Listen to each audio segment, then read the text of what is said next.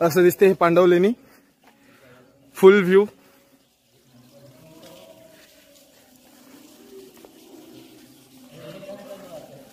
खूप भारी दिसत आहे असं।